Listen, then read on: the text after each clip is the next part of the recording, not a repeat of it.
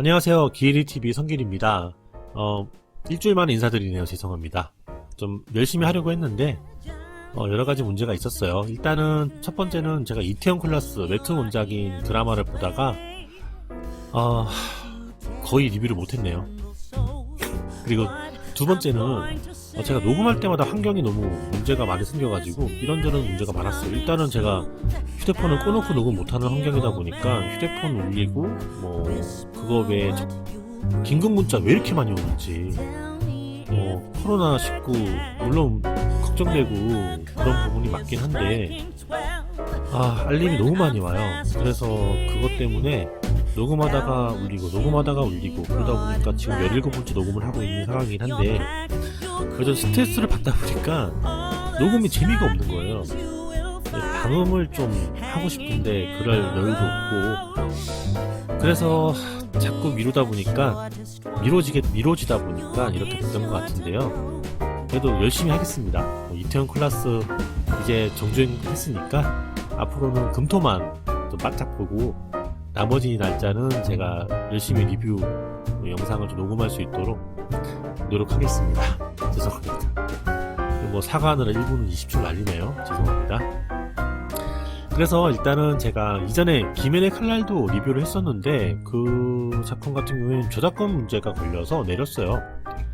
실제적으로는 제가 애니메이션 리뷰가 다시 처음이 된 상황인데요. 일단 처음이니까 그래도 메이저급으로 하나 고르자 해서 오늘은 안 보신 분들은 거의 없는 작품인데 나의 히어로 아카데미아를 한번 다뤄볼까 합니다. 일단 보시면 주인공이에요. 미도리와 이즈쿠 평범한 얼굴을 가지고 있죠. 보통은 주인공이 뭔가 개성이 좀 넘쳐나는 도쿄고울이라든가 나루토 이런 작품들이 있는데 그 작품들에 비해서 주인공의 이 외모가 좀 많이 평범해요. 근데 이게 인기 작품이에요. 네이버 검색해보면 2016년 4월에 방영을 시작했고요. 지금 2020년 현재에는 4기까지 지금 방영 중에 있어요. 와, 애니메이션 같은 경우에 일본에서는 2기까지 나오는 것도 쉽지가 않은데 4기 거의 대단한 인기를 받고 있다고 보시면 될 것 같아요. 그리고 게임도 나왔죠. 3DS로도 나오고 플스4로도 나오고 스위치로도 나왔어요. 야, 그러면 말 다 했죠. 액션도 대단하다는 거예요. 제가 처음 보게 된 건 2016년 6월이었던 것 같아요. 그때 1화부터 정주행을 하고 있었는데 아침까지 그냥 봐버렸던 기억이 나거든요. 액션이면 액션, 스토리면 스토리, 감동이면 감동, 하나 빠질 게 없었어요. 그래서 워낙 장점이 많은 작품이다 보니까 지금 리뷰를 할 때도 이게 말하고 싶은 게 너무 많은데 뭐부터 해야 될까를 고민을 좀 많이 했거든요. 근데 이 작품이 현실 세계가 아니고 약간 이게 좀 판타지라고 해야 되나? 세계관이 좀 달라요. 그래서 세계관을 좀 여러분들에게 알려드리면 좋겠다 싶어가지고 오늘은 그 세계관과 그리고 주인공의 성향을 좀 이야기해 보려고 합니다. 모든 것의 시작은 중국의 KK시에서 시작이 되는데요. 사진을 보시면 그 발광하는 아기 보이시나요? 그게 놀라는 남자도 보일 거고요.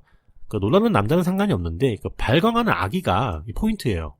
빛을 발하는 거죠. 아기가 능력이 있다는 거예요. 이 시점부터 각지에서 능력자들이 생겨나게 되고요.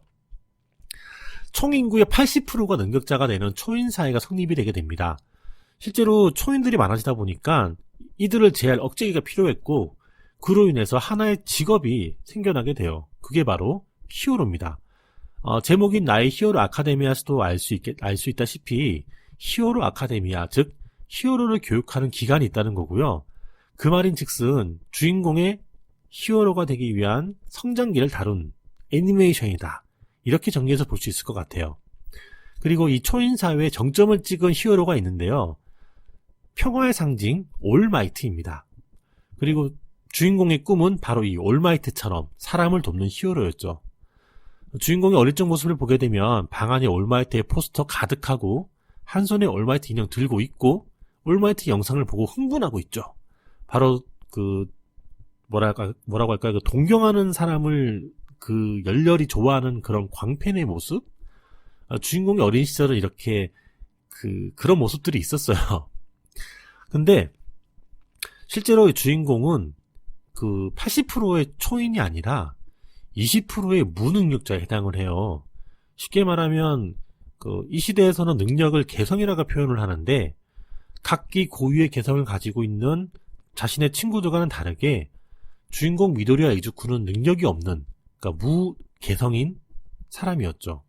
그러니까 보통이 아니라 이 애니메이션에서 이야기하는 전체적인 부분 중에서 유아기에 4살까지는 그 능력이 발현된다고 하는데요. 실제로 4살이 지난 이후에는 능력이 발현되지 않는다고 판단하게 되고 무능력이라는, 그러니까 무개성이라는 판정을 받게 돼요. 주인공은 어릴 적부터 올마이트를 동경해 왔었고 당연히 자신도 자신만의 개성을 가지고 히어로가 되길 바랬는데 주인공은 무개성이었던 거예요. 그런 주인공이 히어로가 되기까지의 이야기인데 얼마나 힘들까요? 개성이 없는 상황에서.